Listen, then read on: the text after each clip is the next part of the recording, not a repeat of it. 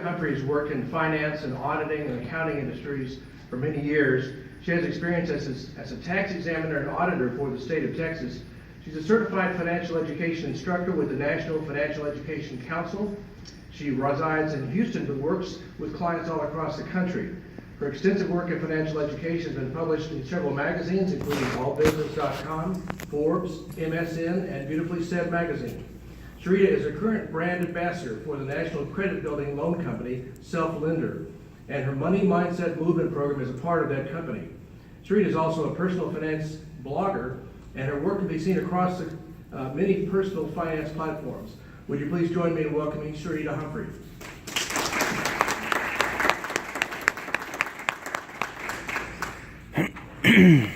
Hello guys, I am so excited to be here. Thank you for coming.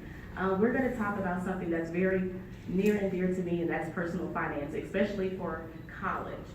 The reason why this is important to me is because we know, and if you follow MSN or CNBC, we see that the current, American consumer deficit, the consumer rate is over $4 trillion.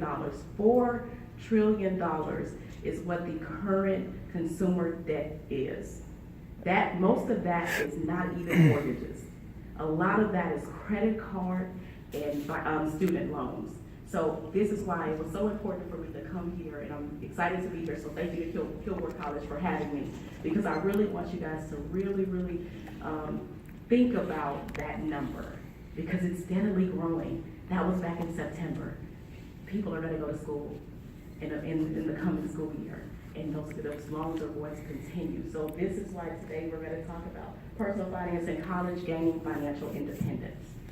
I am on a huge journey to become financially independent, and that is something that's really important to me, because that means if you're financially independent, that means that you have accumulated 25 times what your monthly expenses are.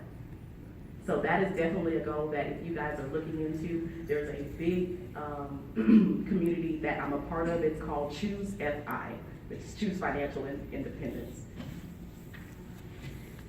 The very first way to really become financially independent is to, I know everybody hates this word, budget. But budgeting for me is like my best friend. Me and my husband, unfortunately, he's here. He does not like when I say, and I send a message to him about our budget date nights. Yes. And of course, automation. You always hear this, but automating some of those monthly expenses can really, it's a twofold, because a lot of times those late payments is not only costing us more money, but it's also going to affect for our consumer credit profiles. So that's why it's important. If you know that you have credit cards and you've been late, especially more than 30 or 60, 90 days, one late payment can impact your credit score 100 points. 100 points. 100 points could take you from 12 to 18 months to recover from. So imagine if you have multiple late payments. So this is why we're going to talk about automation. This is truly a step in creating a very sound and solid budget. What I like about this is it's really, and if anyone wants this, I can definitely send it to you. But step number 1, step number 2, step number 3, step number 4, like I just mentioned, step number 5. What I love about it is because it's what I tell my clients daily. You are not here to work and die. You are not. That is not life. So what you want to do to begin to really enjoy the fruits of your hard work is to save a portion of it. Save a portion of your take-home pay. If you're not doing that, I would highly suggest that you start to do that now. I don't care if it's $10, 1%, 5%, 20%. You want to be able to make sure that what I tell my clients, every three to 6 months, see where you can make some adjustments and to increase that by 1%. Or if you're doing $10, make it 15 or 25 until you're able to get to your financial number. What I like to talk about is number 1, and we're going to talk about a little bit about number 1, is because I want everyone here, I challenge you to know your financial freedom number or your financial independence number. The reason why you're gonna know that, because it'll make doing number one a lot easier when you know what you're saving for. We're not just saving for a new car, you know, a new apartment, new things. You really wanna know what your number is for you to truly feel financially stable. Number two, we're gonna, 1 and 2, I like to combine, because once you know what your take home income is, you can really do number 2. But number 1 is, I always like to say, I want you to look at your gross. And then your net. Some people like to do offer savings off of their gross income. Some of my clients like to do it off the net. So whatever works best for you and your family, that's why it's important for you guys to have money conversations. When you do number 2, I love compound interest. I love compound interest. When you're putting that savings contributions into a higher yield account, or something like, this is not a sponsored thing, but things that are much higher, like Capital One 360, Ally, excuse me, those are current savings accounts, because they're not using so many brick and mortars, that they give you a higher rate of return. So if you can look at something like Ally, Barclay, and Capital One 360, those are some amazing online accounts that can really give you the best bang for your buck. Number 3, list your fixed expenses. I have people tell me that Netflix is a fixed expense. So the fixed expense is what's going to cover your 4 walls. So that's definitely going to be where you live. Of course, we live in Texas. Everything is pretty much spread out. I'm from Houston, so having a car is truly probably not an option. But those things that you need to live and to get through the month, those are your fixed expenses. Everything else we will talk about. Those are the variable expenses: Netflix, the gym, eating out.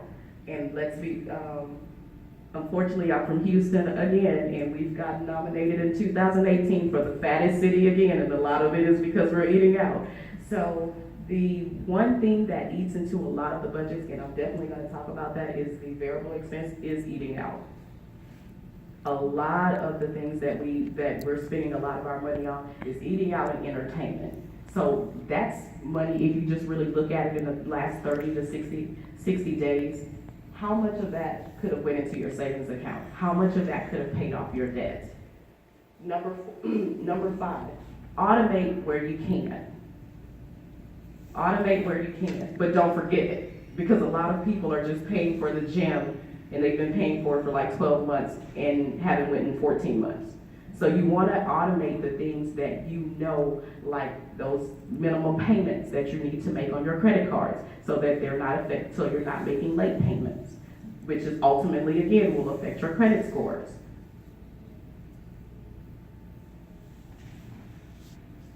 This is just an overview of what I just talked about, and like I said, I'm going to definitely, you guys can have this PowerPoint, so that way if there's anything that you may have missed, you don't have to write down if you don't want to, unless you're just taking some small notes, but you will have this PowerPoint. And what I like about the bottom, the very bottom line says anything left over can be used towards wants. Because a lot of times is we're mixing our wants and our needs on our budget. And that's for part of our fixed expenses.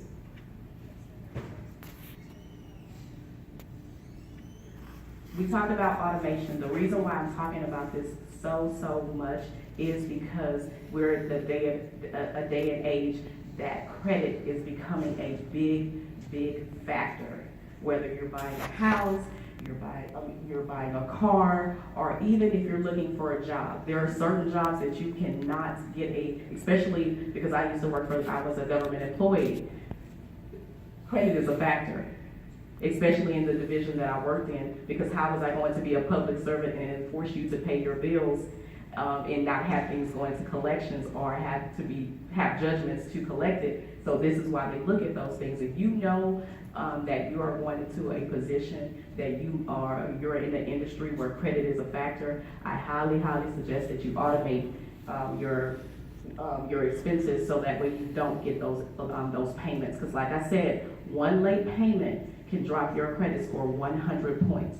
And the higher the credit score is, the harder we fall. Let me tell you something, I'm gonna be very transparent because we have some college students that are in the room. I've been in every credit bracket, from the 3s, the 4s, the 5s, the 6s, the 7s, and I'm now in the 800. I'm doing more work to stay in the 800 club. You know why? One missed payment is gonna drop my score to 150. I'll be back into the 600s. So this is why I keep talking about it, because it is a part of financial education. Because guess what? Negative credit and thin profiles cost you more money.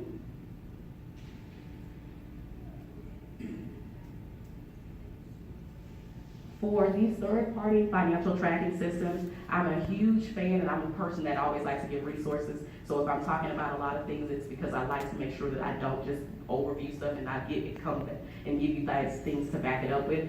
And one of the financial tracking systems that I love is Mint.com. It is available on your phone. It's in the Apple iStore, or if you're an Android user, it's in the Play Store. I love Mint because number one, it's free. It's a great way for those who need some type of budgeting and don't want to do it from pen and paper. Mint is a great way to do it, and the reason why I love Mint is because it will connect to your bank account, and it will give you alerts and emails to let you know that you went over and you're overspending in certain categories.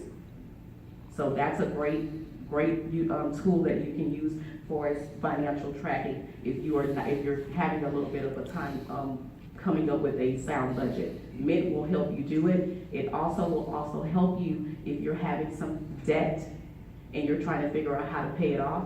It's also a debt calculator. It will tell you how long it's going to take you to pay off that credit card debt. It'll tell you how long it will take you to pay off that auto loan. And it will also tell you the unfortunate thing of how long it's going to take you to pay off your student loans if you're only making the minimum payment.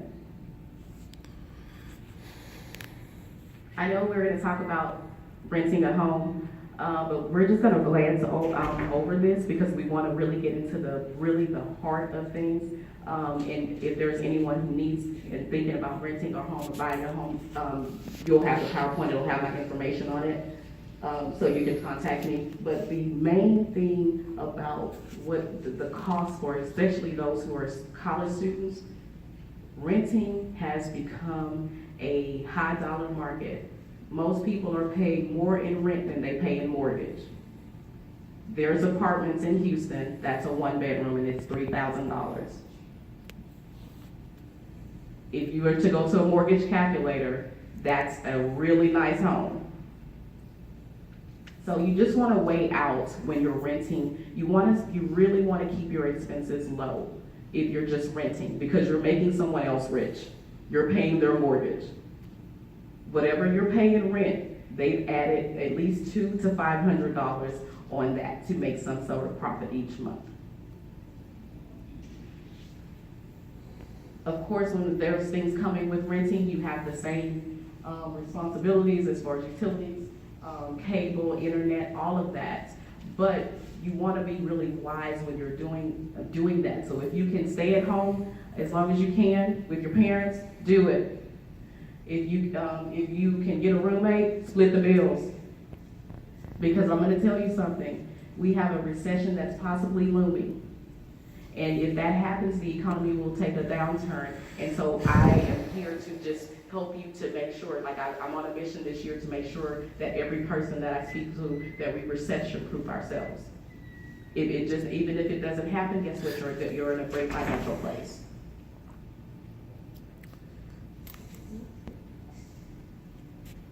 Qualifying for rent. The reason why I talked about credit is because it doesn't matter if you're just trying to get a home, you're trying to split the things with a roommate, but landlords are looking at what we just talked about. Income, how long have you been on your job? Credit score, credit history is so important. If you have not been diligent about your credit, please go to annualcreditreport.com today. It's free, and get all 3 of your credit reports. You will have to pay for the scores, but like I told you guys, I always come with resources. Everybody pretty much here has a phone. If you are looking for a great way to keep up with your FICO credit scores, discoverscorecard.com, Discover Scorecard will allow you to get your TransUnion FICO score. Experian, it's an app on your phone. Download the app, it gives you your Experian for free FICO score.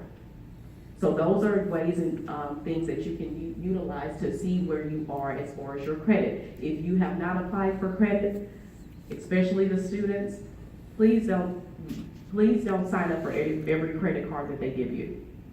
Because most of the time the interest rates are so ridiculous. If you miss one payment or make only the minimum payment, it's gonna capitalize on you, and then that will start the credit card trap. Like I said, rental history is important in the background check.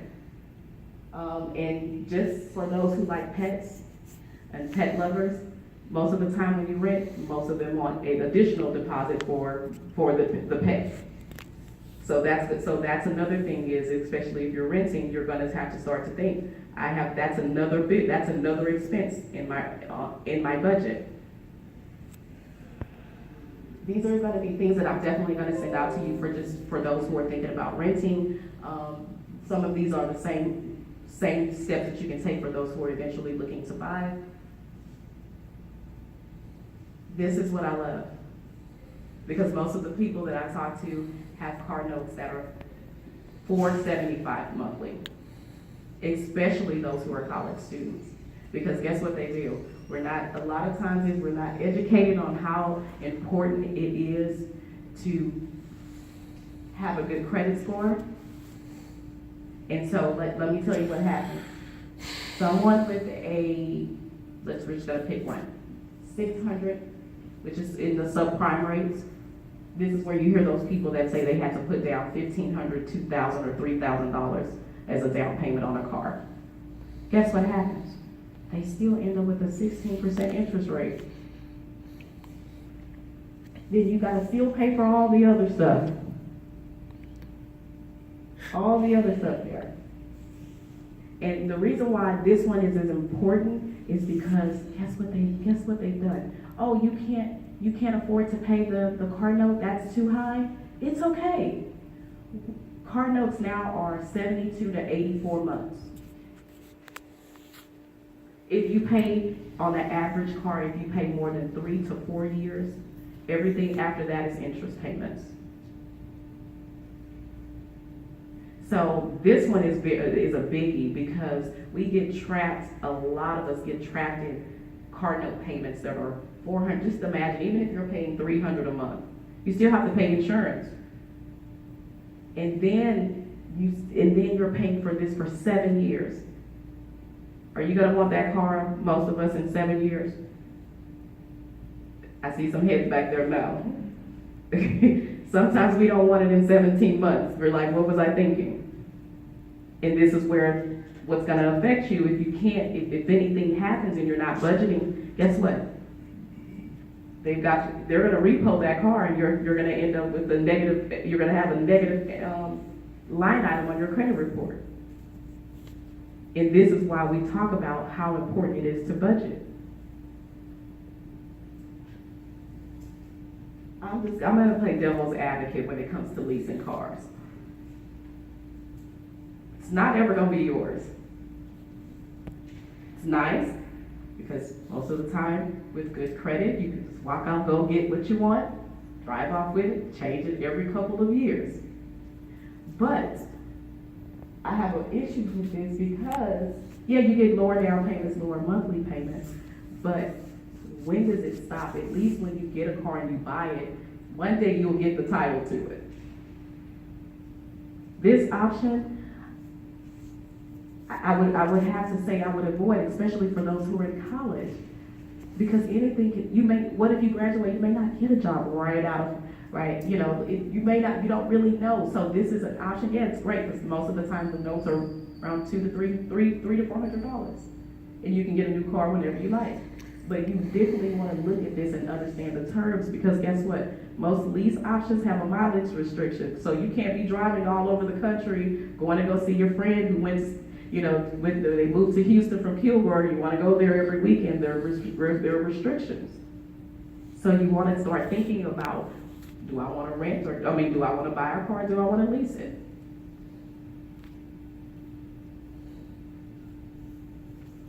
And you see what the very first thing always comes back to when you're trying to purchase a car.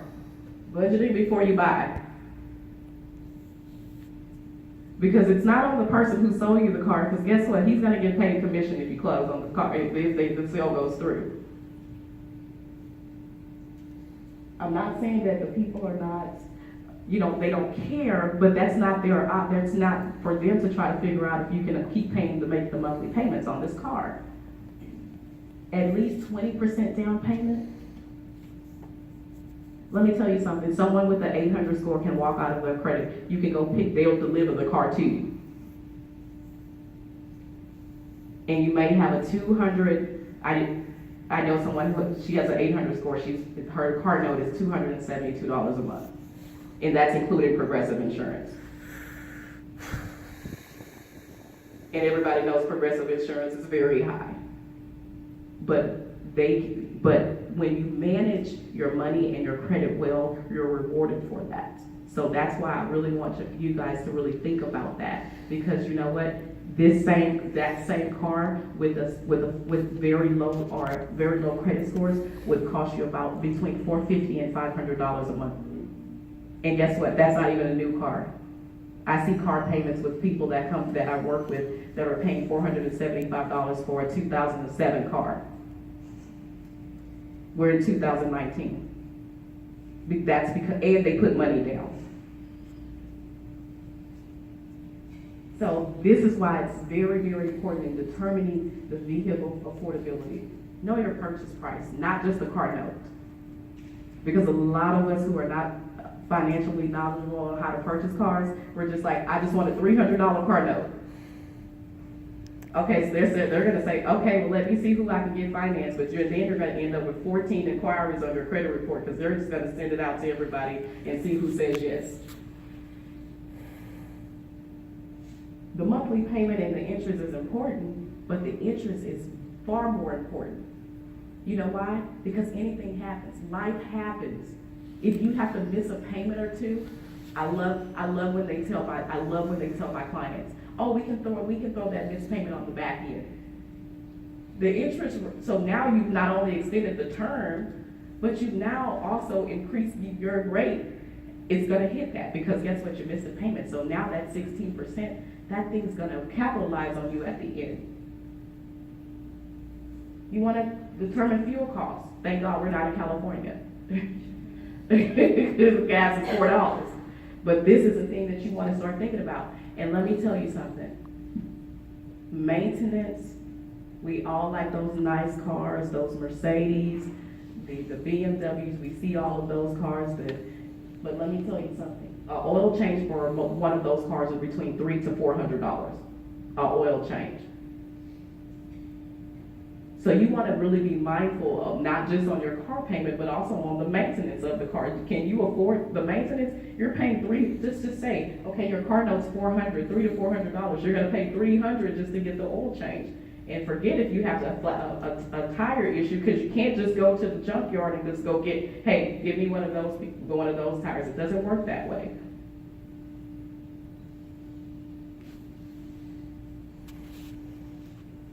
Identifying and reducing your expenses. I am a firm believer in live on less. Live on less. I know that, especially with social media, everyone looks like they're living a luxurious life. But ask them to see their numbers and their budget. The type of expenses are important. Fixed, they stay the same every month. And for those who are thinking about purchasing a home, this is just a sidebar. Please do not get an adjustable rate. You want to keep your expenses where you know what they are monthly. And those who are renting, we're going to just touch back on that. Remember, you're renting, So every time your lease term is up, the market, the landlord or whoever owns that rental property that you're in can keep making that rate go up every time your lease term is up. Periodic expenses. This is one that I see in people's budget they forget about. We know that back to school, Christmas, all of these things are happening, birthdays, we take annual trips, but we forget about those registration, car registration,